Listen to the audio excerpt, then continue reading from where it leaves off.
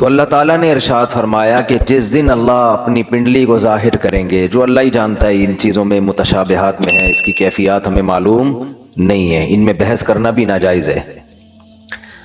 اللہ اپنی تجلی ظاہر کریں گے تو اس میں اتنی اٹریکشن ہوگی، اس میں لوگ ایسے مبہوت ہو جائیں گے کہ سجدے میں گر جائیں گے۔ اس وقت سجدہ کرنے میں مزہ آئے گا، لذت محسوس ہوگی۔ فرمایا لیکن کچھ لوگ ایسے ہوں گے جن کی کمر تختے کی کر دی جائے گی، اور وہ سجدہ کرنا بھی چاہیں گے تو نہیں کر سکیں گے۔ یہ کون لوگ ہوں گے؟ فرمائے یہ وہ لوگ ہوں گے جن کو دنیا میں سجدے کے لیے، نماز کے لیے بلایا جاتا تھا، وہم سالمون، اس وقت ان کی کمر صحیح تھی، تختے کی نہیں تھی، یہ کمر جھکا سکتے تھے، سجدہ کر سکتے تھے، نماز پڑھ سکتے تھے۔ اس سے اندازہ ہوتا ہے کہ اللہ کی نظر میں دنیا میں جب ہمیں سجدے کے لیے بلایا جاتا ہے تو ہم اس کو ہلکا لیتے ہیں، لیکن اللہ کی نظر میں اس کی بہت بڑی قیمت ہے، بہت ویلیو ہے اللہ کی نظر میں اس کی۔ اس لیے خوب اچھی طرح سمجھ لیں کہ نماز کو ہلکا نہیں سمجھنا چاہیے۔ آج ہمیں بے نمازیوں کے بارے میں افسوس نہیں ہوتا، وہ تو پڑھتے ہی نہیں ہیں۔ نمازیوں کے بارے میں افسوس ہوتا ہے کہ جو نمازی بھی ہے نا، تو وہ بھی اپنی نماز کی ایسے حفاظت نہیں کرتے جیسے اللہ نے حکم دیا ہے۔ انہوں نے بھی ایک سائیڈ میں ایک چیز رکھا ہوا ہے کہ جب سارے کاموں سے فارغ ہو گئے تو چلو کیا پڑھ لیتے ہیں؟ نماز پڑھ لیتے ہیں۔ یہ جو قرآن میں اللہ نے فرمایا یوم وہم کیا ہے، یوم یکشف عن ساق ویدعون الی السجود فلا یستطیعون خاشعۃ ابصارهم ترہقهم، نہیں، یہ آیت میں یوم یکشف عن ساق ویدعون الی السجود فلا یستطیعون، آگے کیا ہے؟ خاشعۃ ابصارهم ترہقهم ذلہ وقد كانوا يدعون الى السجود وهم سالمون۔ فرمایا دنیا میں انہیں سجدے کے لیے بلایا جاتا تھا، تو یہ کب بلایا جاتا ہے؟ اذان۔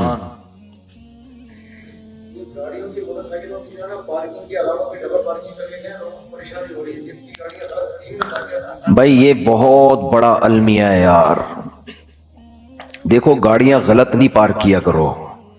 میں دیکھتا ہوں یہاں مدرسے کے گیٹ کے آگے کئی بار لوگوں نے گاڑیاں کھڑی کی ہیں۔ اتنی تو انسان میں سینس ہوتی ہے کہ جب گیٹ کھولے گا مدرسے کا تو اندر سے جو گاڑی باہر کیسے نکالے گا؟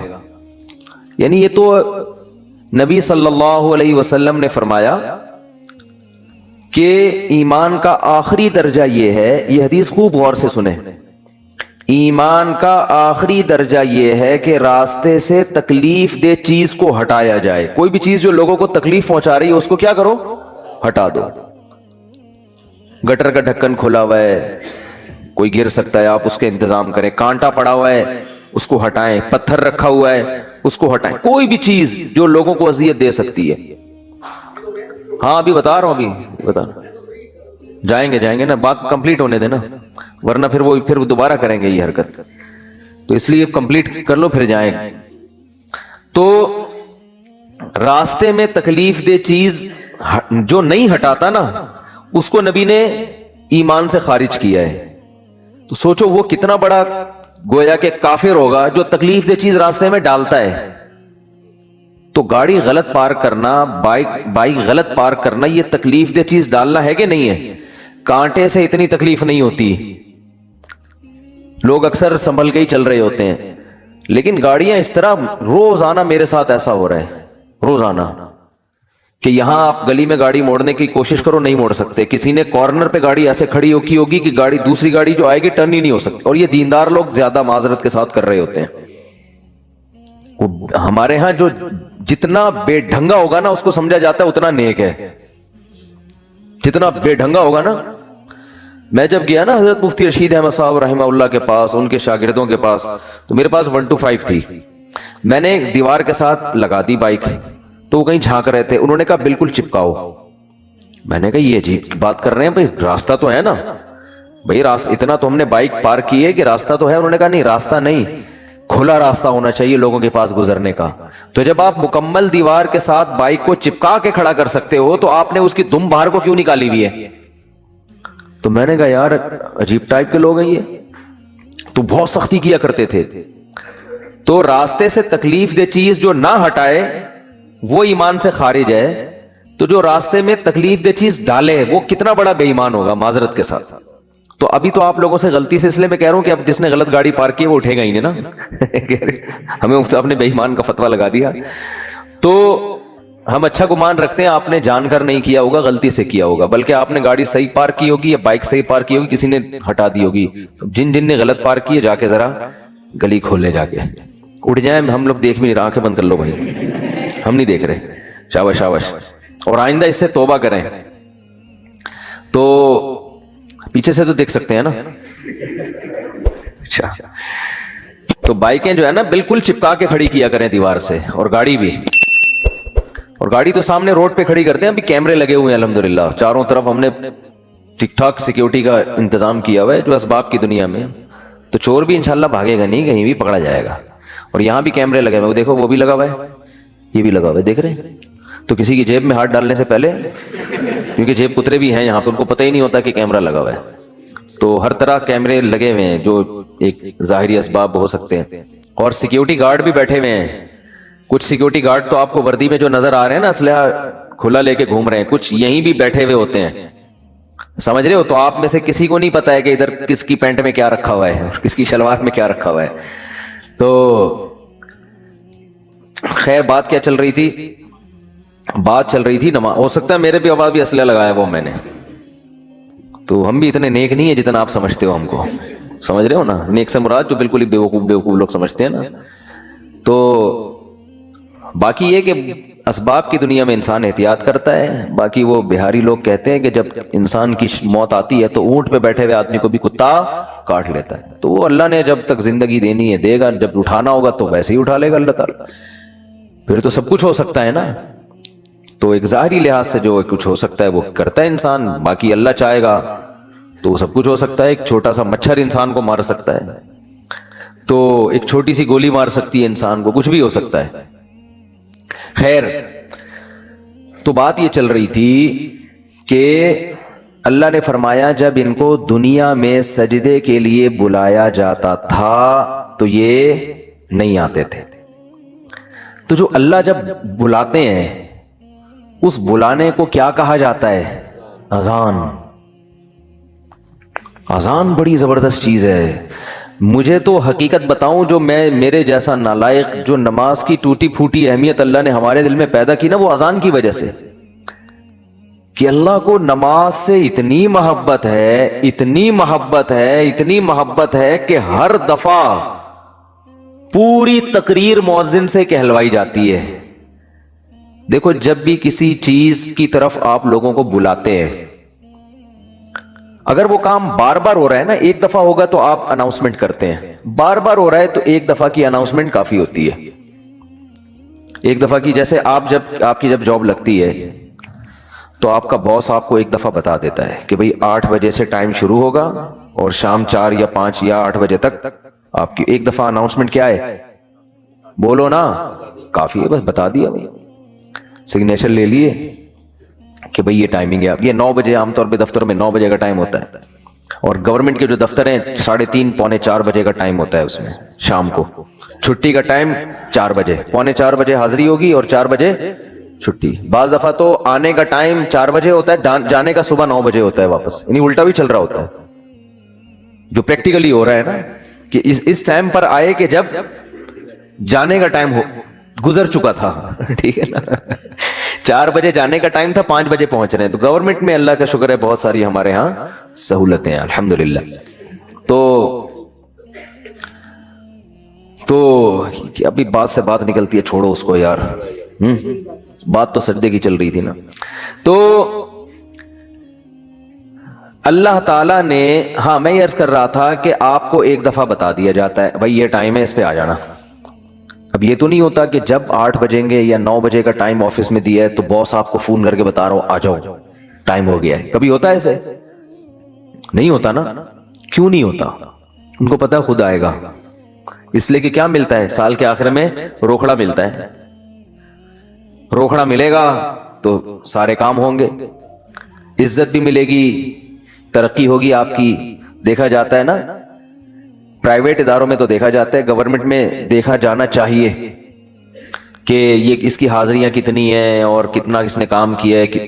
لہذا ان کو موٹیویٹ کرنے کے لیے آپ کو بار بار اناؤنسمنٹ کی ضرورت نہیں ہے. بار بار اناؤنسمنٹ کی ضرورت نہیں. ایک دفعہ اعلان دوبارہ کریں گے تو آپ ان کو بیوقوف بولو گے. یار بس سر آپ نے بتا دیا نا 9 بجے کا ٹائم ہے، بس کیا ہے بار بار بھونپو لے کے گھر پہنچ جاتے ہو ہیں، لاؤڈ اسپیکر لے کے میرے دروازے پہ کھڑے ہو 9 بج گئے ہیں. یہ جو سحری جگانے والے آتے ہیں نا، مجھے ان سے اسی وجہ سے الرجی ہے. او بھائی ہمیں پتا ہے یار، سب کو جس نے روزہ رکھنا ہے وہ اٹھ جائے گا. اب پھر وہ جو گھومنا شروع کرتے ہیں محلے پڑوس میں، ایک گھر کا نمبر رات 2 بجے آ رہا ہے، دوسرے کا نمبر رات 4 بجے آ رہا ہے. سحری کا ٹائم 4 بجے شروع ہو رہا ہے تو 2 بجے ان کو کیوں اٹھا رہے ہو؟ یہ تو ایک بس عجیب سی ایک حساب کتاب ہے. تو خیر، بار بار اناؤنسمنٹ نہیں کی جاتی، بار بار یاد دہانی نہیں کی جاتی. اور اللہ نے بھی باقی عبادتوں میں ایسے ہی کیا. رمضان کے مہینے کے بارے میں قرآن میں 2 آیتیں ہیں. ایک تو ہے فمن شہید منکم الشہر فلیصم. اللہ نے فرمایا ایمان والو تم پر روزے فرض کیے گئے جیسے کہ تم سے پہلی امتوں پہ فرض کیے گئے تھے. فرض ہو گئے نا. دوسری آیت کیا؟ کب فرض ہوئے؟ شہر رمضان الذی انزل فیہ القرآن. رمضان کا مہینہ ہے. فمن شہید منکم الشہر فلیصم. جو پچھلی آیت میں اللہ نے فرمایا نا کہ روزے فرض ہوئے، تو اگلی میں بتا دیا کون سے مہینے میں؟ رمضان. جو رمضان کا مہینہ پائے اسے چاہیے کہ روزے رکھے. ایک دفعہ اناؤنسمنٹ ہوئی ہے بس، اس کے بعد دوبارہ قرآن میں اناؤنسمنٹ نہیں ہوئی. اور جب رمضان کا مہینہ آتا ہے تو پھر اسلام میں حکم بھی نہیں ہے کہ یاد دلاؤ. مؤذن کو حکم کے تمام حضرات سے گزارش ہے کہ رمضان کا مہینہ آ گیا ہے اور اللہ کی طرف سے اعلان ہے کہ اس مہینے میں سب روزے رکھو. کوئی اللہ کی طرف سے ایسی اناؤنسمنٹ ہوتی ہے؟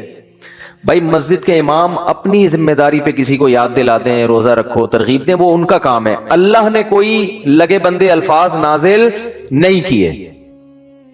لہذا مسجد کا امام یاد نہ بھی دلائے تو بھی کوئی گناہ گار نہیں ہے. اللہ کہتے ہیں میں نے قرآن میں جب بیان کر دیا نا بس صحیح ہے، سن لیا ان لوگوں نے، کافی ہے. حج کے بارے میں ایک آیت ہے قرآن میں جس میں فرضیت کا ذکر ہے.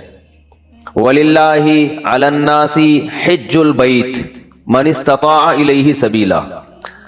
لوگوں، اللہ کے لیے لوگوں پر لازم ہے کہ وہ بیت اللہ کا حج کریں جو وہاں جانے کی استطاعت رکھتے ہوں. وَمَنْ كَفَرَ، جو استطاعت کے باوجود نہیں جائے گا، فَإِنَّ اللَّهَ غَنِيٌّ عَنِ الْعَالَمِينَ، اللہ کو اس کی پرواہ نہیں ہے. ایک آیت جس سے فرضیت ہے، دوسری آیت نہیں ہے. یہ تو ہے کہ ابراہیم علیہ السلام نے یوں کہا تھا، حج کے لوگوں کو کہا تھا کہ حج کرو. اللہ کا جو اپنا آرڈر ہے نا، جو اللہ کے اپنے کلام میں آرڈر ہے، وہ ایک ہی ہے جہاں تک مجھے یاد پڑتا ہے. لیکن نماز، ایک تو قرآن میں جگہ جگہ بھر دی اللہ نے نماز کو. جہاں ایمان والوں کی صفات نماز پڑھتے ہیں. قرآن شروع کہاں سے ہو رہا ہے؟ الذین یقیمون الصلاۃ ومما رزقناہم ينفقون. ایمان والوں کا عقیدہ صحیح ہوتا ہے اور عمل میں کیا؟ نماز قائم کرتے ہیں. جہاں عمل کی بات آئے گی نا، نماز.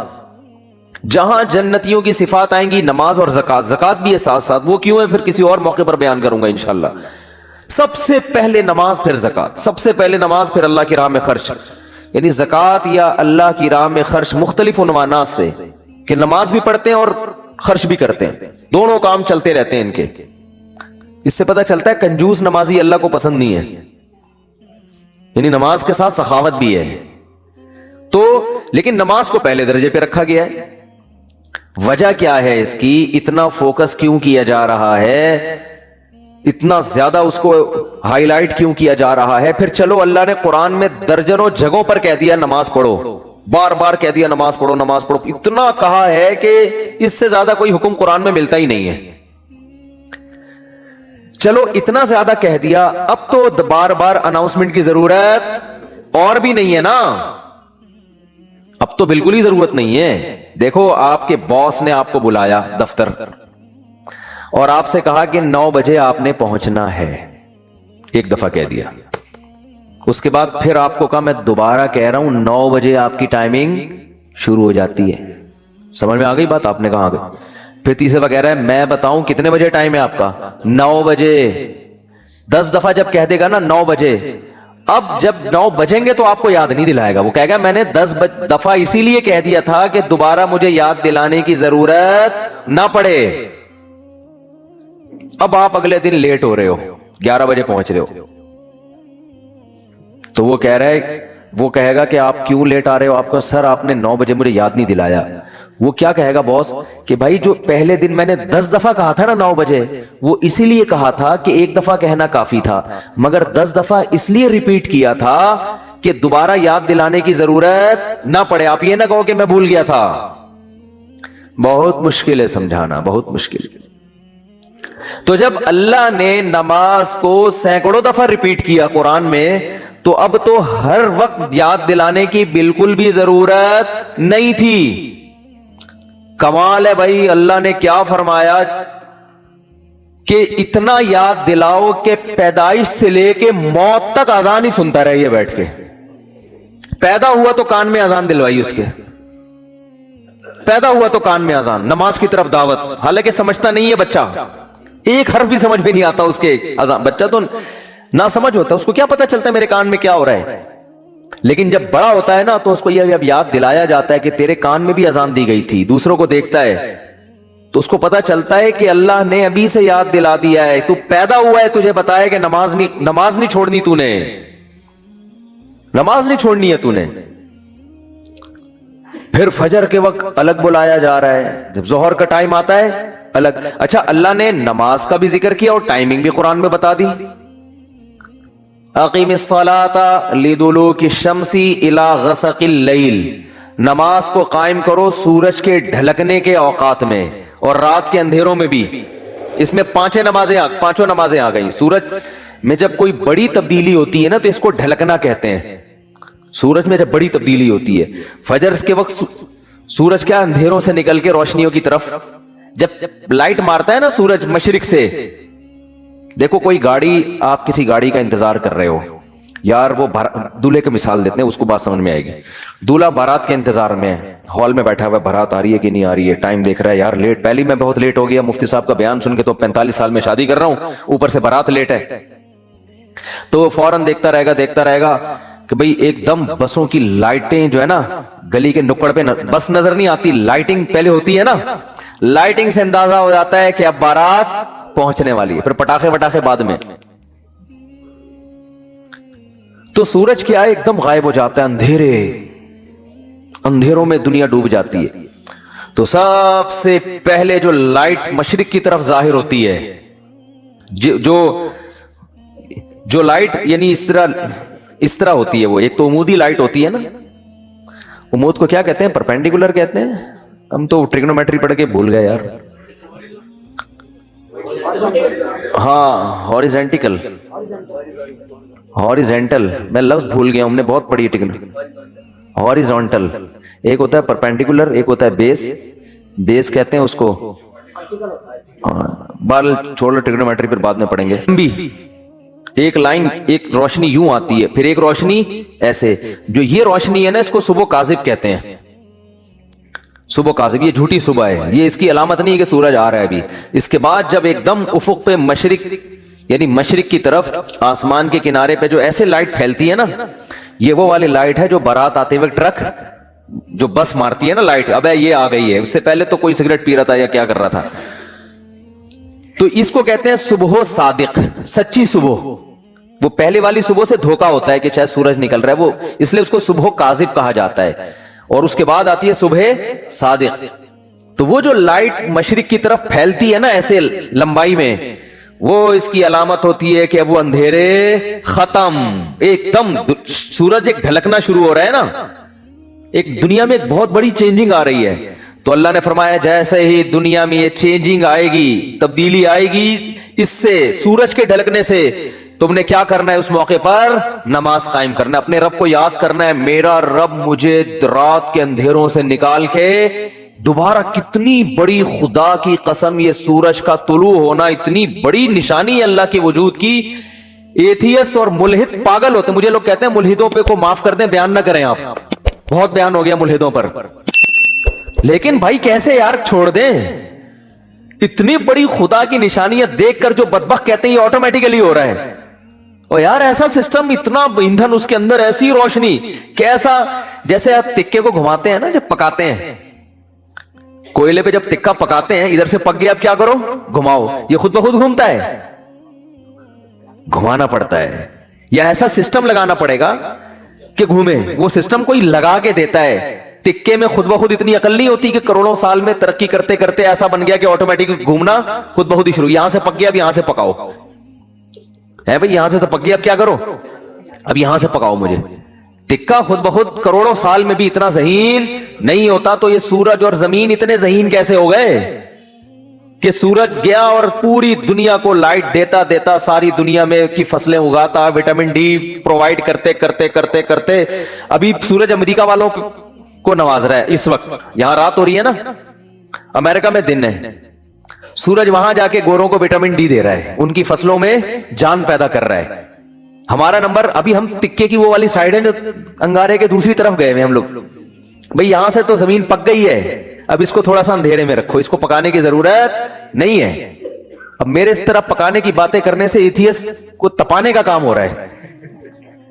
हकीकत है ना, जब सूरज पका रहा है और एथियस हमें तपा रहा है, खुद भी तप रहा है उल्टी बातें करके।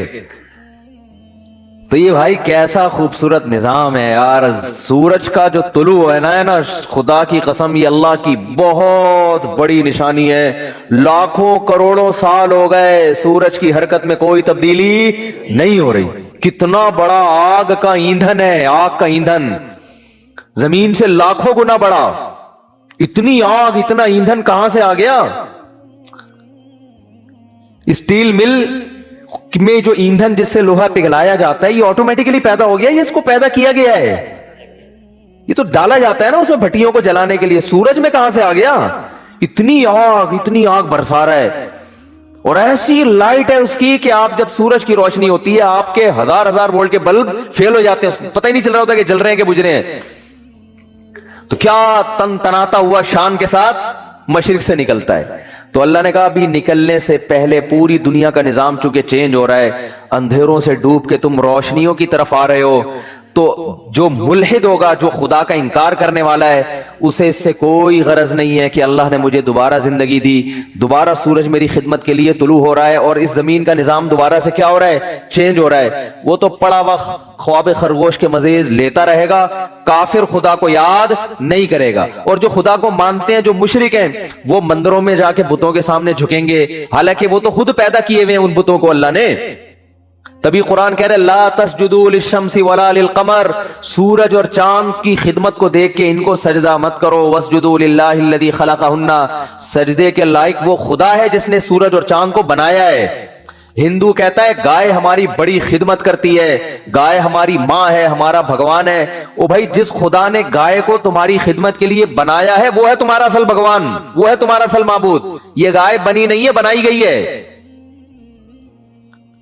एक मैकेनिक ने गाड़ी बना के आपको गिफ्ट दे दी, गाड़ी का शुक्रिया अदा कर रहे हो आप, हैं? बेवकूफी है या नहीं है? एक साइंटिस्ट ने गाड़ी बनाई और आपको दे दी, लो भाई चलाओ। रीवो बनाई, रीवो इसलिए कह रहा हूं कि मिसाल तो अच्छी देना आदमी। मैंने कहा है ना कि देखो, बाज लोग, देखो गरीब होना तो कोई बुराई है नहीं, हमारे नबी सल्लल्लाहु अलैहि वसल्लम दुनिया के मिस्कीन थे। सोच का गरीब होना क्या है? नुकसानदार। इसलिए मैं अंडे वाले बर्गर की मिसाल नहीं देता, मिसाल हमेशा जिंगर बर्गर की होगी। क्या खाओ बेशक अंडे वाला बर्गर जेब में देखो पैसे हैं तो अंडे वाला खा लो, जिंगर क्या है तो लेकिन मिसाल हमेशा किसकी दो?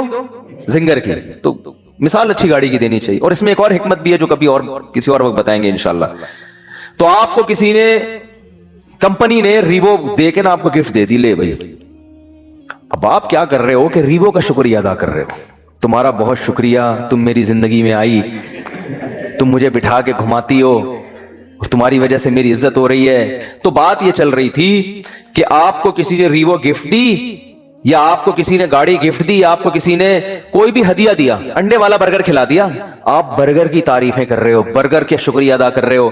تو ہندو یہی کر رہے ہو, بھائی گائے تم پر احسان نہیں کر رہی, احسان اس ذات نے کیا جس نے اس گائے کو بنایا.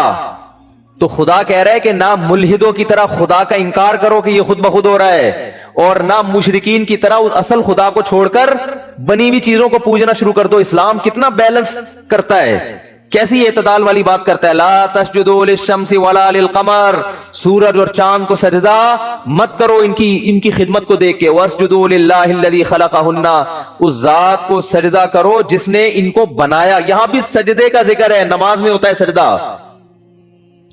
تو اللہ نے کیا فرمایا, اقیم الصلاۃ لدلوک الشمس, سورج کے ڈھلکنے. یہ سورج سے نا زمین کا بڑا سسٹم ہے, سورج کو بڑا قرآن نے پروٹوکول دیا ہے. قرآن نے اپنی نشانیوں میں اگر میں یہ کہوں کہ جتنا سورج کو پروٹوکول دیا ہے شاید کسی اور نعمت کو نہیں دیا, تو شاید میری یہ دعویٰ غلط نہیں ہوگا. تبھی تو سورج سے نمازوں کے اوقات رکھے گئے ہیں. روزہ بھی سورج دیکھ کے ہوتا ہے, سورج غروب ہوگا تو روزہ افطار ہوگا, سورج طلوع ہونے سے پہلے روزہ بند ہوگا, نمازیں سورج کے اوقات پر. تو یہ کیا ہے؟ اس لیے کہ دلوک کہتے ہیں ڈھلکنا. تو اللہ نے ڈھلکنے کے اوقات اس لیے رکھے کہ اس وقت دنیا میں بڑی بڑی تبدیلیاں آ رہی ہوتی ہیں, بڑی بڑی تبدیلیاں. رات کے اندھیرے دور ہونا شروع ہو جاتے ہیں, بہت بڑی چینجنگ دنیا میں آتی ہے جس کا پوری دنیا پہ بھی اثر پڑتا ہے, آپ کی باڈی پہ بھی اثر پڑتا ہے, پوری دنیا کے نظام پہ اثر. وہ کیا ہے؟ سورج کی جو کرنیں ہیں, مشرق سے بھی سورج کے طلوع ہونے کا ٹائم ہوا ہے, آپ کو روشنی دیکھ کے اندازہ ہو جاتا ہے کہ اب صبح ہونے والی ہے اور اس زمین کے نظام میں تبدیلی آنے والی ہے. تو عقل مند لوگ کیا کرتے ہیں؟ اللہ نے فرمایا اس موقع پر تم نے کس کو یاد کرنا ہے؟ اللہ کو یاد کرنا ہے. کس طرح؟ جس طرح اللہ کہتا ہے میں بتاؤں گا اس طرح یاد کرنا ہے. کیونکہ اگر اللہ نہ بتاتا کس طرح یاد کرنا ہے, پھر ہم عبادت کے وہ طریقے نکال لیتے جو غیر مسلموں نے نکالے ہوئے ہیں, عجیب عجیب سے. جب انسان کو پتہ نہیں ہوتا نا کیسے عبادت کرنی ہے, تو لوگوں کی رائے پہ چھوڑ دیا جاتا. فرض کریں اسلام کہتا بھائی صبح سورج کے طلوع ہونے سے پہلے, صبح صادق کے بعد تم نے عبادت کرنی ہے. کیسے کرنی ہے؟ ہر آدمی اخپل طریقے سے کرے. تو لوگوں کے لیے الگ الگ کانسیپٹ ہوتے, کچھ ایسے عبادت کرتے, وہ کہتے ہیں ہم اللہ کے لیے میلے کچھ ایلے رہیں گے. یہ بھی ایک نظریہ ہے لوگوں میں. برما میں گیا, بدھسٹ نظر آئے, 6 مہینے سے کہا جاتا ہے کہ نہائے نہیں ہے. یہ ان کا خیال ہے کہ اس طرح بھگوان کیا ہوتا ہے؟ خوش ہوتا ہے, نہائے نہیں. کچھ ایسا کرتے کہ ننگ دھڑنگ رہنے کو عبادت سمجھتے. یہ بھی آپ کو بعض مذاہب میں ملے گا, وہ کہتے ہیں ہم تو برہنہ پیدا ہوئے تھے بھائی, یہ لباس تو نیچر کے خلاف ہے. وہ بھی کچھ دن پہلے میں نے فیس بک پہ ایک انٹرویو دیکھا, شکر ہے وہ آگے میز لگائی ہوئی تھی انہوں نے. انٹرویو کے دوران انہوں نے یہ عقلمندی کی, وہ ایک برہنہ بیٹھا ہوا ہے بالکل ہی لباس لیس, تو اس سے پوچھنے کہ اس تکلف کی ضرورت کیا تھی آپ کو؟ تو وہ کہہ رہے ہم تو انسان کیا ہے, پیدا کیسے ہوا ہے؟ برہنہ. تو نیچر یہی ہے کہ لباس وباس نہیں ہونا چاہیے. نیچے لوگوں نے طبیعت سے گالیاں دی نا کہ اس کی کوئی ماں بہن نہیں ہے گھر میں. تو یہ بھی ایک عبادت کا ان کے خیال میں طریقہ ہے. بعض لوگوں میں عبادت کا طریقہ یہ ہے کہ ہم گوشت نہیں کھائیں گے, اس سے اللہ خوش ہوگا. تو انسان کو اگر آزاد چھوڑ دیتا نا اسلام کہ تم اللہ کو جس طرح بھی راضی کرنا چاہو کرو, تو انسان غلط رخ پہ چلا جاتا, وہ انسانیت کے دائرے سے نکل جاتا. اللہ نے بتا دیا اقیم الصلاۃ لدلوک الشمس. میں پہلے جو نماز کے اوقات ہیں ان کو تھوڑا ڈیفائن کر دوں, پھر میں بتاؤں گا اسلام نے یہ طریقہ کیوں بتایا ہے. پہلا دلوک شمس ہوتا ہے, دنیا میں بڑی تبدیلی آتی ہے صبح صادق, اندھیروں سے روشنی پھوٹنا شروع, پتہ چلتا ہے اب دن کیا ہو گیا, چینج. اس کے بعد سورج پھر ٹکا کباب بناتے بناتے نا ایسے ہوتے ہوتے بالکل بلندی پہ جا کے پہنچتا ہے جس کو زوال کا وقت کہتے ہیں, اور ایک ٹائم آتا ہے بلندی سے دوبارہ نیچے ڈھلکنا شروع کر دیتا ہے. جیسے ہی نیچے ڈھلکنا شروع ہوگا, اللہ نے فرمایا دلوک شمس ہو رہا ہے, بڑی تبدیلی آ رہی ہے دنیا میں. اب سورج ٹاٹا کرتے ہوئے واپس جا رہا ہے. سورج ڈھلکنا دن یعنی جو رات, اس وقت جو انسان کے باڈی میں تبدیلی ہوتی ہے نا وہ اور زمین میں وہ مکمل سارا سسٹم اس وقت چینج ہو چکا ہوتا ہے. تو اس وقت حکم دیا گیا یہاں بھی تمہیں کس کو یاد کرنا ہے؟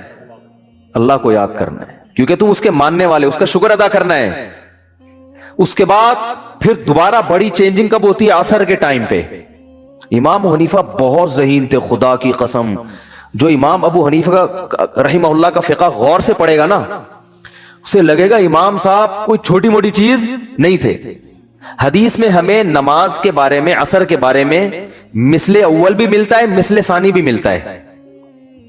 بخاری مسلم کی حدیثوں سے ہمیں پتہ چلتا ہے کہ جس ٹائم پہ ہمارے جو اہل حدیث حضرات عصر کی نماز پڑھتے ہیں نا, اس کا بھی ثبوت حدیث سے ہمیں ملتا ہے. اور یہی ٹائم امام شافعی کا بھی ہے, جو عصر بہت جلدی پڑھی جاتی ہے. پورے سعودیہ میں آپ نے دیکھا ہوگا بہت جلدی عصر پڑھ لیتے ہیں وہ. لیکن امام حنیفہ کی رائے ہے کہ دیر سے پڑھی جائے, جب ہر چیز کا سایہ دگنا ہو جائے. کتنا ہو جائے؟ دگنا. اب بہت سے حضرات کہتے ہیں امام حنیفہ نے اس حدیث کی مخالفت کر دی جس میں جلدی پڑھنے کا ہے. تو امام حنیفہ نے حدیث کی دونوں حدیثوں میں اس حدیث کو لیا جو قرآن کے زیادہ قریب ہے. کیونکہ سورج کا جو ڈھلکنا ہے نا, بڑی چینجنگ, یہ مثل اول پہ نہیں ہوتی, مثل ثانی پہ ہوتی ہے. یعنی جب ہر چیز کا سایہ آپ نے 1 فٹ کا اسکیل رکھا زمین پہ, جب اس اسکیل کا سایہ اتنا ہو جائے, دیکھیں جب سورج بالکل اوپر ہوتا ہے, اس بات کو ذرا ٹیکنیکل طریقے سے سمجھیں, سورج بالکل سر پہ ہوتا ہے تو ہر چیز کا سایہ 0 ہو جاتا ہے. کتنا ہو جاتا ہے؟ اگر آپ خط استوا پر ہو, ایکویٹر پہ ہو نا, تو سورج جب بالکل آپ کے سر پہ ہوگا تو 1 فٹ اسکیل اگر ہے, اس کا سایہ کتنا ہوگا؟ 0, کیونکہ بالکل اوپر ہے نا. اب جب ذرا سا ڈھلکے گا, تو جیسے ہی تھوڑا سا ڈھلکا ہے ظہر شروع, اس پر پوری امت کا اتفاق ہے. پھر ڈھلکتے ڈھلکتے جب اس چیز کا سایہ اتنا ہو جائے جتنی وہ چیز ہے, یعنی 1 فٹ چیز کا سایہ 1 فٹ ہو جائے, تو جمہور علماء کہتے ہیں عصر کا ٹائم شروع ہو گیا. اور بخاری کی حدیث بھی ہے اس پر. لیکن بخاری ہی کی دوسری حدیث سے پتہ چلتا ہے کہ ایسا نہیں ہے. بخاری مسلم کی, چونکہ ابھی میرا یہ ٹاپک نہیں ہے اس لیے میں حدیثیں پیش نہیں کر رہا, ورنہ پورا وہ ٹاپک اختلافی مسئلے پہ چلا جائے گا. اس سے پتہ چلتا ہے کہ نہیں, ابھی عصر کا ٹائم شروع نہیں ہوا, بلکہ ہر چیز کا سایہ جب دگنا ہو جائے گا, 1 فٹ کی چیز ہے, اس کا سایہ کتنا ہو جائے؟ 2 فٹ, تو عصر کا ٹائم شروع ہوتا ہے. اس وقت عصر کا ٹائم شروع. یہ امام ابو حنیفہ کا قول ہے, راجح قول, کہ بہتر یہ ہے, افضل یہ ہے کہ عصر کی نماز اس وقت پڑھی جائے, اس سے پہلے پڑھنا فتویٰ اس پر ہے کہ جائز تو ہے مگر بہتر نہیں ہے. تبھی ہمارے ہاں ہندوستان پاکستان میں دیر سے عصر ہوتی ہے. عرب کنٹریز میں چونکہ فقہ حنبلی کو فالو کرتے ہیں نا, شافعی اور حنبلی, وہ جلدی, اہل حدیث بھی جلدی پڑھتے ہیں. لیکن قرآن میں اگر آپ غور کرو گے تو قرآن سورج کے ڈھلکنے پر, اور یعنی کوئی بڑا تغیر ہونا چاہیے زمین میں, تو وہ جو بڑی چینجنگ ہے نا, اس وقت نہیں ہوتی جب ہر چیز کا سایہ ایک مثل ہو, بلکہ وہ اس وقت ہوتی ہے جب ہر چیز کا سایہ کیا ہو؟ 2 مثل. اس وقت ٹائم بہت چینج ہو چکا ہوتا ہے. جب ہر چیز کا سایہ ایک مثل ہوتا ہے تو ٹائم میں چینجنگ نہیں ہوتی. یعنی ایک عام آدمی سے آپ پوچھیں گے تو وہ ٹائم بتا بھی نہیں سکتا, یعنی وہ اندازہ بھی نہیں لگا سکتا کہ یہ ظہر ختم ہوئی ہے یا عصر شروع ہوئی ہے کہ نہیں ہوئی ہے. جبکہ جو عصر, جب سورج میں تپش بالکل کم ہو جاتی ہے سورج کی, اس وقت کائنات میں بڑی تبدیلی ہو چکی ہوتی ہے. تو امام صاحب کی دلیل یہ ہے کہ اس کائنات میں جب بڑی چینجنگ ہوگی سورج کی حرکت کی وجہ سے, تو نماز کا ٹائم, کسی نہ کسی نماز کا ٹائم آ رہا ہوگا. تو وہ چینجنگ مثل اول پہ نہیں ہوتی بلکہ مثل ثانی پہ ہوتی ہے. اور ایک اور بھی حدیث ہے امام حنیفہ کی دلیل, بخاری مسلم کی بات چل پڑی ہے, لوگ کیونکہ کلپ بنا کے مارکیٹ میں چلا دیتے ہیں نا, پھر ادھوری دلیل آتی ہے. حدیث میں آتا ہے آپ صلی اللہ علیہ وسلم نے فرمایا, بخاری مسلم کی حدیث ہے, کہ میری اور پچھلی امتوں کی مثال اس مزدور کی ہے کہ ایک مزدور نے فجر سے لے کے ظہر تک کام کیا, اجر 1 قرات ملا. ایک نے ظہر سے لے کے عصر تک کام کیا, اجر 1 قرات ملا. اور ایک نے عصر سے لے کے مغرب تک کام کیا, اجر 2 قرات ملا. تو آپ نے فرمایا کہ عمل قلیلا و اجر کثیرا, جو فجر سے لے کے ظہر تک کام کر رہا ہے بہت زیادہ کام کرے گا, مگر اجر کتنا؟ 1 قرات. جو ظہر سے لے کے عصر تک کام کر رہا ہے, عمل حدیث کے مطابق بہت زیادہ کر رہا ہے, اجر کتنا مل رہا ہے؟ 1 قرات. لیکن آپ نے فرمایا جو عصر سے مغرب کر رہا ہے, عمل کثیرا عمل قلیلا, عمل بہت تھوڑا کیا, اور اجرا کثیرا, اجر زیادہ ملا. یہ حدیث کے الفاظ ہیں. تو پچھلی امتیں کیا ہیں؟ یہود و نصارہ. یہودیوں نے فجر سے لے کے ظہر تک عمل کیا, عمل 1 روپیہ ملے گا ان کو, ایک مثال دے رہا ہوں روپے سے. عیسائی نے بھی بہت لمبا عمل کیا, ظہر سے عصر تک عمل, ثواب کتنا مل رہا ہے؟ 1 روپیہ. اس امت نے بہت تھوڑی دیر عمل کیا مگر اجر کیا مل رہا ہے؟ دگنا. تو یہود و نصارہ اللہ سے کہیں گے اللہ ہم عمل زیادہ کر رہے ہیں اجر کم, یہ عمل کم کر رہے ہیں اجر زیادہ. تو اللہ فرمائیں گے کہ میں تم پہ ظلم نہیں کر رہا, तुम्हें तुम्हारे अमल का पूरा बदला दे रहा हूं, इस उम्मत को थोड़े अमल पे जो मैं इजाफी दे रहा हूं तो ये मेरी मर्जी है, ये मेरा फजल है। भाई एक मजदूर से 1 घंटा गड़ा खुदवाएं, उजरत तय हुई 100 रुपए, वो दे दिया आपने। इससे आधा घंटा गड़ा खुदवा के उजरत तय 100 थी, लेकिन आपने 500 रुपए पकड़ा दिए, तो 100 वाला इतराज थोड़ी करेगा। आप कहेंगे भाई तुम्हें तो पूरी उजरत मिल गई ना, अब ये हमारी इससे ताल्लुकात है, हमने इसको डबल दे दिया। तो ये मिसाल फिट बैठ ही नहीं सकती कि अगर हम असर को मिसले अव्वल पे पढ़ेंगे, क्योंकि फिर जोहर और असर का जो फासला है वो और असर और मगरिब का फासला तकरीबन बराबर हो जाएंगे। नहीं आ रही बात समझ में?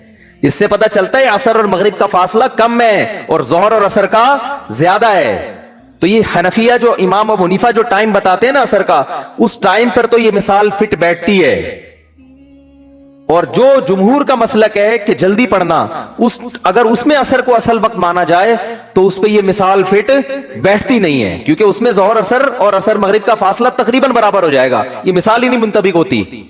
तो इसलिए 1-2 हदीसें सुन के मुज्तहिदीन से बदगुमान मत हुआ करो और फंटर बनने की कोशिश मत किया करो कि हदीस भी पेश की, हदीस नंबर भी पेश कर दिया, हवाला भी पेश कर दिया, अब क्या रह गया सिवाय अंधी तकलीद के। ओ भाई अंधी तकलीद नहीं है, ये तकलीद अला वजहिल बसीरा है। जिस इमाम को हम फॉलो कर रहे हैं ना, वो छोटा मोटा इमाम नहीं है, वो बहुत ज़हीन है और वो सबसे पहले कुरान को फोकस करते हैं।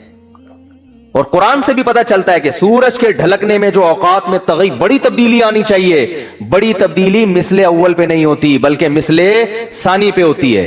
देखो ना, सुबह सादिक के वक्त बहुत बड़ी तब्दीली हुई है ना, अंधेरा खत्म हो रहा है, सूरज निकलने वाला है। जोहर के वक्त बहुत बड़ी तब्दीली हुई है, सूरज बिल्कुल फुल तमातम चमक रहा है, ठीक है ना। मगरिब के वक्त भी बड़ी तब्दीली हुई है, एकदम क्या हो गया, पूरा सूरज ही मार्केट से शार्ट हो गया, लेकिन अभी रोशनी उसकी बाकी है उफुक में। इशा में क्या है, वो रोशनी भी खत्म, सूरज अपने तमाम तर लवाजिमात के साथ मार्केट से शार्ट हो गया है, ये बड़ी तब्दीली है। यानी जो उसके लवाजिमात थे, रोशनी की किरणें बाकी थी, वो भी खत्म। तो असर में भी बड़ी तब्दीली है कि जो सूरज में तपिश थी ना, तेजी, वो तेजी सूरज में क्या हो गई है, खत्म हो गई है। तो वो जब देर से असर होगी तो उसमें होती है, हाँ इतनी देर ना हो कि मकरू वक्त शुरू हो जाए। तो खैर ये तो दरमियान में गरीबी में बात आ गई। तो मैं ये अर्ज कर रहा था कि अल्लाह ने जब सूरज ढलकना शुरू होता है, अल्लाह ने क्या कहा, आओ नमाज को कायम करो। फिर जब असर का वक्त आता है, ये भी दुलू के शम्स हो रहा है, आओ क्या करो, नमाज को कायम करो। तो अल्लाह ताला ने खुद इबादत का तरीका बता दिया, क्योंकि अगर अख्पल तरीके से इस वक्त हम अल्लाह को राजी करने की कोशिश करते, अख्पल तरीके से, क्या हो गया भाई, वीडियो ना बनाए, ठीक है ना, वो कुछ मसाइल हैं उसकी वजह से, ठीक है, नाराज नहीं होना। तो अख्पल तरीके से अगर हमें हुक्म दे दिया जाता है ना, तो देखो पूरी दुनिया में जो लोग अख्पल तरीके से इबादत कर रहे हैं उनका हाल क्या है। ईसाइयों ने तब्दीली की, चर्च में जाके उन्होंने हजरत ईसा ने जो नमाज का तरीका बताया था उसको क्या कर दिया, इज्तिहाद कर करके ना, जैसे हमारे प्रोफेसर गामदी साहब ने रमजान के रोजे में यूं कर लिया, इम्तिहान की वजह से छोड़ सकते हो, ऐसा इज्तिहाद जिसके पीछे कोई नस नहीं है, कोई कुरान या आयत या हदीस, कोई उसूल असल नहीं है कोई, तो ऐसे फिर ये भी ठीक है। और बाज लोगों ने सुन्नतों को मार्केट से क्या कर दिया, एक मशहूर जमाना है, वो कहते हैं सुन्नत मुअक्कदा कुछ होता ही नहीं है, मशहूर है, वो आते रहते हैं, नाम लेने की जरूरत नहीं है।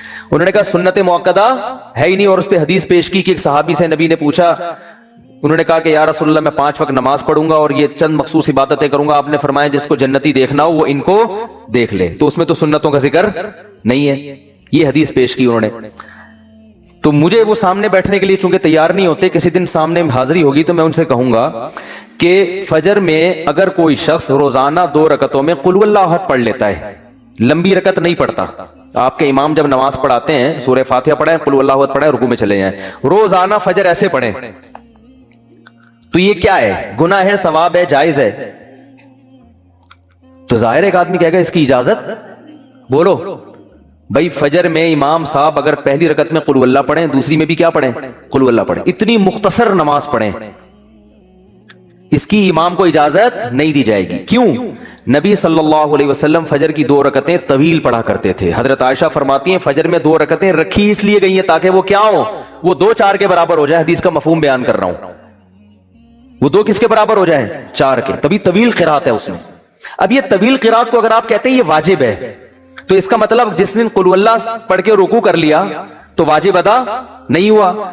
تو نماز یا تو سجدہ سہو کرو یا دوبارہ پڑھو. آپ اس کے بھی قائل بولتے کیوں نہیں ہے؟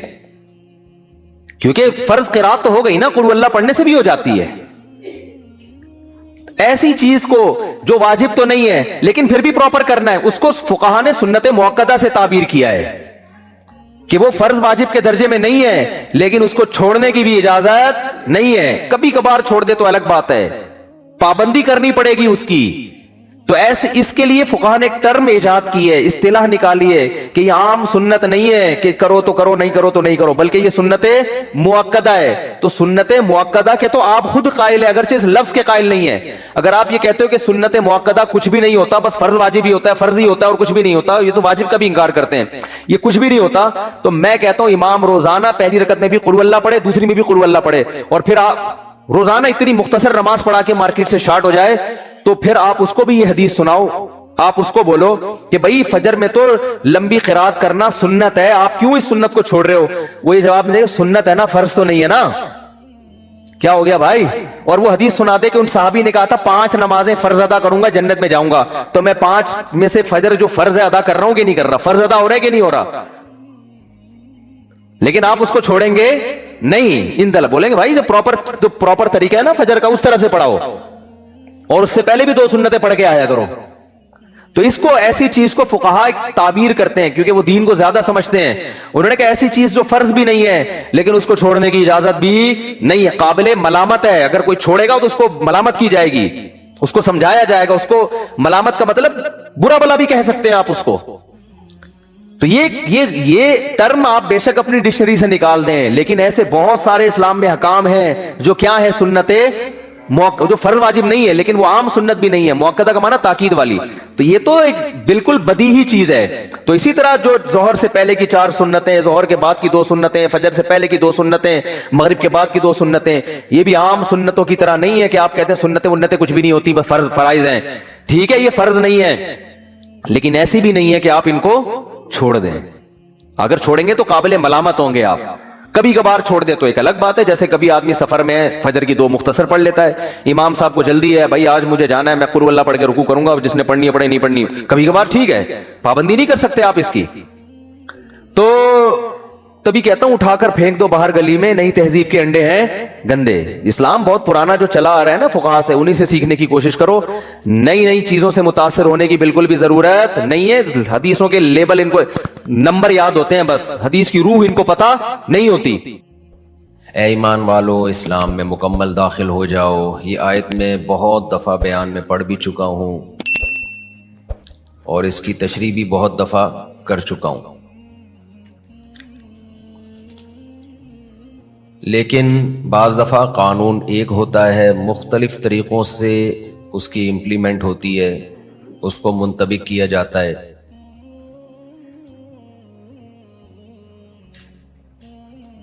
معاشرے میں مختلف چیزیں سامنے آتی ہیں، کس طریقے سے لوگ اسلامی احکام کی دھجیاں اڑاتے ہیں.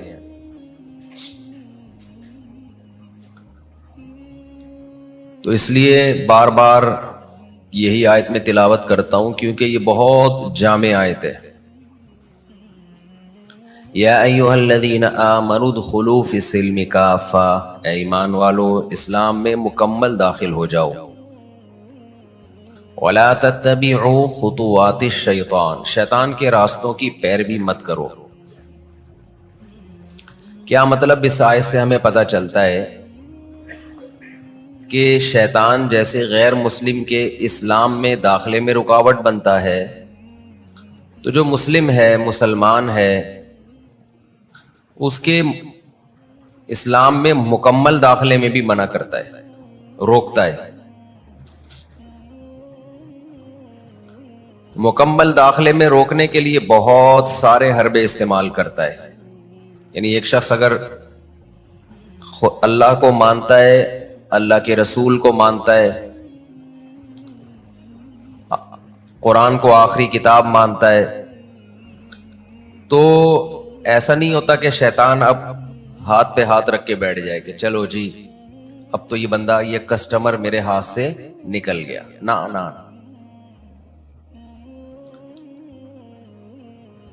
شیطان نے جو काम शुरू किया ना,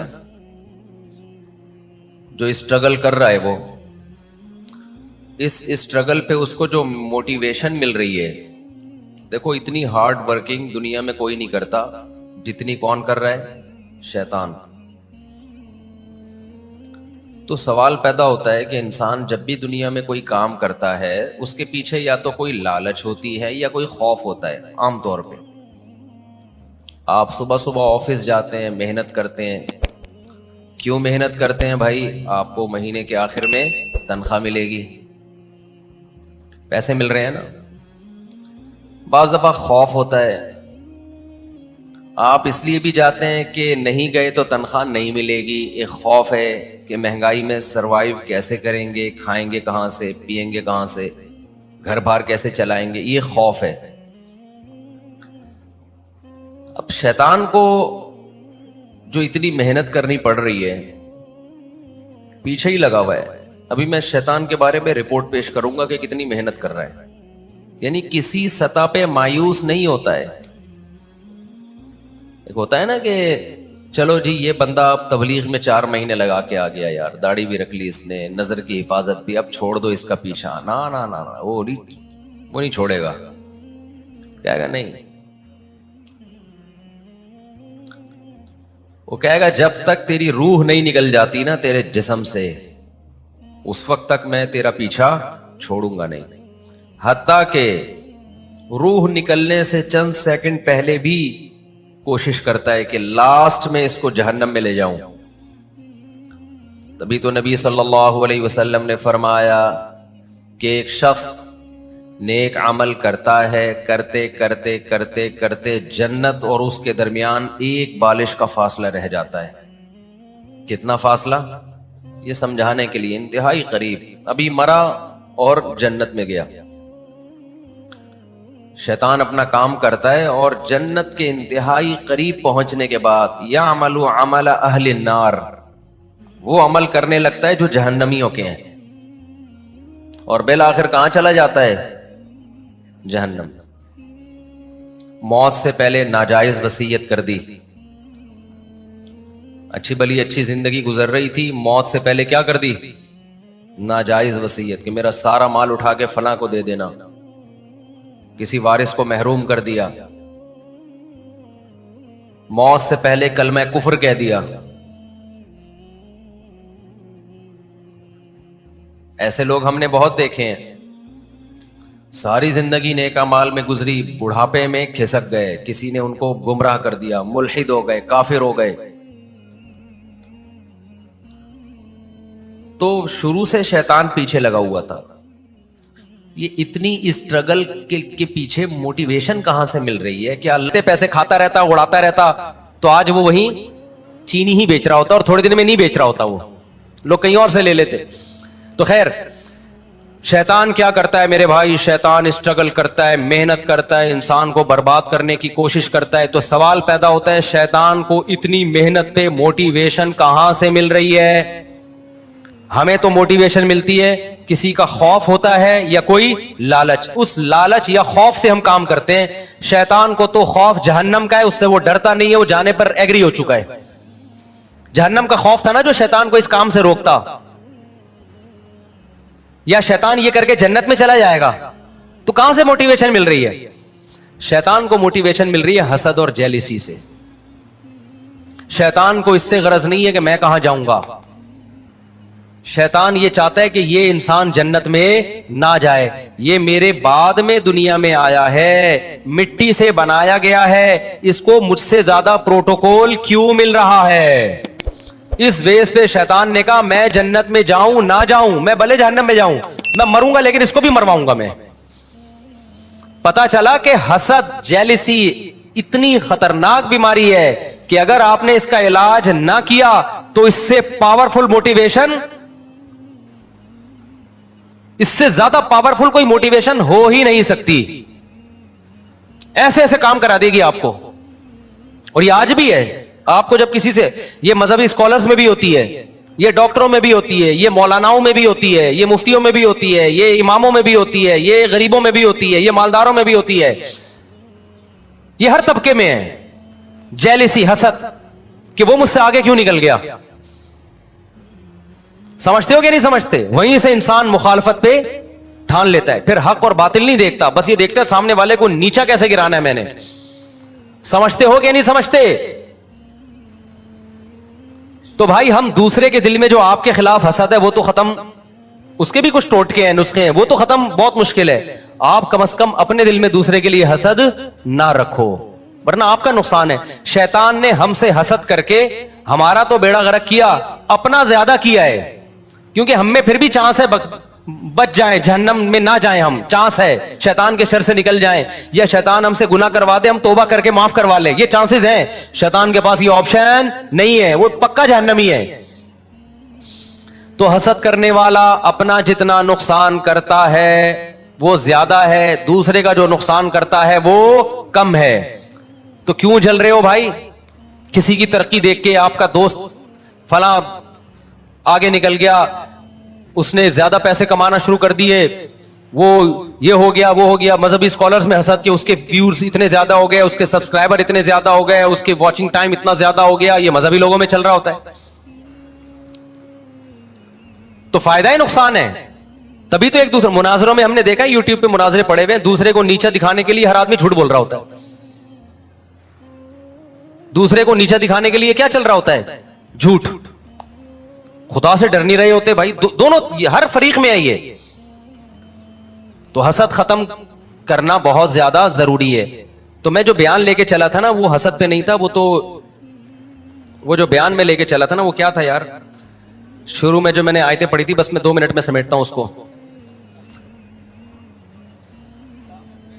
ہاں, میں اصل جو بیان لے کے چلا تھا نا وہ یہ لے کے چلا تھا کہ اسلام میں مکمل داخل ہو جاؤ. تو مکمل داخلے سے روکتا کون ہے؟ شیطان. جو میں اصل بیان لے کے چلا تھا وہ یہ تھا کہ اسلام میں مکمل داخل ہو جاؤ تو شیطان غیر مسلم کو اسلام لانے سے روکتا ہے. جو لوگ اسلام میں داخل ہو چکے ہیں ان کو آخری دم تک مکمل اسلام میں داخلے سے روکتا ہے, اور جو مکمل اسلام میں داخل ہو چکے ہیں ان کو شیطان کوشش کرتا ہے کہ ان کو ریورس کرے وہ کسی بھی طریقے سے. تو وہ شیطان کی کاروائیاں کس طریقے سے ہوتی ہیں اور آج کیسے شیطان کر رہا ہے کام, وہ میں انشاءاللہ پھر اگلے بیان میں آپ کے سامنے رپورٹ پیش کروں گا میں, اور آپ کو انشاءاللہ اس سے بہت فائدہ ہوگا. کہ پہلے تو شیطان غیر مسلم کو کوشش کرتا ہے اسلام میں داخل نہ, اس کے لیے شیطان کیا کیا طریقے استعمال کر رہا ہے, غیر مسلموں کو کیسے الو بنا رہا ہے وہ. پھر جو مسلمان ہو چکے ہیں ان کے ایمان پہ کہاں سے ڈاکے مارتا ہے, کیسے ان کو روکتا ہے, کیسے ورغلاتا ہے. پھر جس کے بارے میں شیطان کو یقین ہو گیا نا کہ یہ اسلام سے ہٹنے والا نہیں ہے, تو شیطان پتہ ہے کیا کرتا ہے؟ غیر اسلام کو اسلام بنا کے پیش کر دیتا ہے. جو چیز اسلام نہیں ہے اس کو کیا شو کرتا ہے؟ یہ اسلام ہے. لہذا اللہ کی محبت میں انسان اس سے چمٹتا ہے, اللہ کی محبت میں انسان اس سے. اب آپ بتاؤ سیالکوٹ کا جو حادثہ ہوا تھا کہ جن لوگوں نے اس کو قتل کر دیا اسٹیکر پھاڑنے پر ایک غیر مسلم کو, کیا یہ قتل اسلام میں حلال تھا؟ بولو نا. لیکن قتل کرنے والوں نے عشق مصطفیٰ کا لیبل لگا کے قتل کیا ہے. ویسے تو زیادہ تر یہ پلان ہوتا ہے, جو اسلام دشمن این جی اوز ہے نا وہ پیسہ دے رہی ہوتی ہیں ملک میں تخریب. ابھی جیسے عیسائیوں کے چرچوں کو جلا دیا, تو یہ غیر ملکی ایجنسیاں بھی ہیں جو آپ کے ملک میں نا ان کو پتا ہے یہ مذہبی جنونی قسم کے کچھ لوگ ہوتے ہیں, ان کو مذہب کے نام پہ کچھ بھی کروا لو, تو وہ ان کے لیڈروں کو پیسے دے رہے ہوتے ہیں کہ اچھا ہے آپ اپنے ماتحت لوگوں کو عشق مصطفیٰ کے نام پہ جذباتی بناؤ اور بولو کہ کوئی بھی کسی بھی وقت نبی کی یاد میں پھٹ جائے تو جنت میں جائے گا وہ. تو کچھ غیر مسلم عناصر بھی ہیں جو یعنی اسلام دشمن عناصر بھی یہ کام کر رہے ہوتے ہیں. ہو سکتا ہے وہ عیسائی کیوں نہ ہو, عام عیسائیوں کو نہیں پتا ہوتا, ہو سکتا ہے وہ ہندو ہی کیوں نہ ہو, عام ہندوؤں کو نہیں پتا ہوتا. تو دنیا میں پیسے کے ذریعے کچھ بھی کروایا جا سکتا ہے, لیکن ان کو سرپھیرے لوگ چاہیے ہوتے ہیں, ان کو پتا ہوتا ہے. ایک انگریز نے بڑی پیاری بات کی ہے, اس نے کہا ہے کہ دیکھو جب بھی آپ دنیا میں ہر کام کے ماہر نہیں ہو, آپ دنیا میں ہر کام کے ماہر نہیں ہو, لیکن آپ پھر بھی دنیا میں ہر کام کر سکتے ہو. سوال پیدا ہوتا ہے بھائی جب میں دنیا میں ہر کام کا ماہر نہیں ہوں تو میں ہر کام کیسے کر سکتا ہوں؟ تو کہا کہ ہر کام کے ماہرین سے کروا لو. نہیں یہ بات سمجھ میں؟ بھائی دیکھو میرے پاس کوئی آتا ہے, مفتی صاحب میرے گردے میں درد ہے, میں آپ سے علاج کروانا چاہتا ہوں. اب مجھے پتا ہے میں گردوں کا علاج نہیں جانتا, لیکن میں پھر بھی کر سکتا ہوں. کیسے؟ میں کسی ڈاکٹر سے رابطہ کروں, ڈاکٹر کو بولوں کہ بھائی میں آپ کے پاس ایک بندہ بھیج رہا ہوں, آپ بولو کہ میں مفتی صاحب کا نمائندہ ہوں, مفتی صاحب نے میرے ذمہ لگایا اس کے گردے ٹھیک کرنا, اور ڈاکٹر صاحب فیس آپ کو میں دوں گا, اس سے نہیں لینا. ٹھیک ہے نا, اور اس سے میں کہوں بھائی 1 لاکھ रुपए مجھے دے دے, میں تیرے گردے ٹھیک کروا دوں گا, تیرا کام ہو جائے گا, میں ٹھیک کروں یا میرا بندہ ٹھیک کرے, گردے تیرے ٹھیک ہو جائیں گے, 1 لاکھ रुपए دے دے, 80,000 میں ڈاکٹر کو دوں, 20,000 میں تو ٹھیک کرا دیے کہ نہیں کرا دیے. اب میرے پاس لوگ آتے ہیں شادی کرا دو, میں تو نہیں کراتا, لیکن میں ان لوگوں کی نام لے, ان کا نام لے دوں, رفیع بھائی کا, میں ان سے ان کی بات چلایا بھائی یہ کراتے ہیں, کراتے یہ ہیں, ثواب کس کو مل رہا ہوتا ہے, نام ہمارا استعمال ہو رہا ہوتا ہے. اب میرے پاس کوئی بندہ آتا ہے کہ جی مجھے کوئی عمارت بنوانی ہے, میں کہتا ہوں وہ فلانا, لیکن پیسے نہیں لے رہا ہوتا ان چیزوں کے میں, اور آیا بھی نہ کرے ان کاموں کے لیے, میں تو ایک مثال دے رہا ہوں. تو اب مجھے ایک بات بتاؤ, وہ ایک انگریز نے ایک بات لکھی ہے کہ آپ دنیا کا ہر کام کر سکتے ہو, کیوں آپ ہر کام کے ایکسپرٹ نہیں ہو, لیکن دنیا میں ہر کام کے ایکسپرٹ موجود ہیں, ان سے کروا سکتے ہو آپ. اب سوال پیدا تو ان سے ہم کیسے کروائیں, کچھ کام ایسے ہوتے ہیں جو آسان نہیں ہوتے. تو اس گورے کی بات ہے, دیکھو ہر شخص کو کچھ نہ کچھ چاہیے, آپ اس کی چاہت اس کو دے دو گے, وہ آپ کا کام کر دے گا. تو اس گورے کے الفاظ ہیں, کچھ لوگوں کی چاہت پیسہ ہوتی ہے, ان کو پیسہ دو جو چاہے کرا لو. کچھ لوگوں کی چاہت ہوتی ہے, کوئی ان کو رشتہ چاہیے ہوتا ہے نا, عشق ہوا ہوتا ہے, آپ ان کو گارنٹی دلاؤ تیری یہاں شادی کرا دوں گا, وہ سب کچھ کرنے کے لیے تیار ہو جائے گا. اس کے میرے پاس بڑے واقعات ہیں, ایسا کیا بھی ہے لوگوں نے. تیسرا, کچھ لوگ, گورے کے الفاظ ہے, کچھ لوگوں کی چاہت جنت ہے, آپ جنت کی لالچ میں ان سے کچھ بھی کروا سکتے ہو, بس آپ ان کے دماغ میں یہ ڈال دو کسی طریقے سے کہ یہ کرنے سے تجھے جنت ملے گی. اب اس کے دماغ میں آئے گا کہاں سے بھئی الٹا کام کرنے سے تمہیں جنت ملے گی, یہ بات اس کے دماغ قبول نہیں کرے گا. تو اس نے کہا یہ کام مذہبی اسکالر سے ہوگا, کیونکہ یہ جن مذہبی اسکالرز کو سنتا ہے ان کو پیسے کھلا کے یہ نکلوا لو ان کی زبان سے کہ یہ فلاں بندے کو تو مارے گا تو تجھے کیا ملے گی, جنت ملے گی. تو یہ جنت کی لالچ میں کرے گا, اور جنت کی لالچ ڈالے گا کون اس کے دل میں, ان کے مذہبی اسکالر ڈالیں گے, اور مذہبی اسکالر پیسے کا بھوکا ہوگا, وہ پیسے لے کے اس کے دماغ میں جو ڈلواؤ گے وہ ڈال دے گا.